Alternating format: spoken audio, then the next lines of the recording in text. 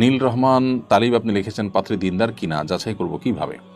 পাত্রীর দিনদারিতা যাচাই করবার জন্য সবচেয়ে বড় উপায় হলো পাত্রীর মধ্যে কোরআন এবং সুন্নাহর প্রতি আনুগত্য আছে কিনা, আল্লাহ এবং তার রাসূলের প্রতি আনুগত্য আছে কিনা। আজকাল অনেকে আছেন যা ছেলে মেয়ে সবার মধ্যেই দেখা যায় যারা নিজেদেরকে মুসলিম দাবি করেন, নামাজ কালামও পড়েন, মেয়েরা হয়তো বোরকাও পড়েন, কিন্তু আসলে তিনি দিনদার নন। একজন মেয়ে তিনি বোরকা পড়েন কিন্তু তার প্রচুর লোভ, তার অনেক নেশা আছে, সোশ্যাল মিডিয়ার নেশা, বিভিন্ন নেশা, টাকার নেশা। তো এটা দিনদারিতা নয়। দিনদারিতা মানে হলো পরিপূর্ণভাবে নিজেকে আল্লাহ এবং তার রাসূলের সামনে সঁপে দেওয়া, কোরআন এবং সুন্নাহর সামনে আত্মসমর্পণ করার নাম দিনদারিতা। অতএব এই আত্মসমর্পণ যদি কারোর মধ্যে থাকে সেটাই হলো পরিপূর্ণ দিনদারিতা।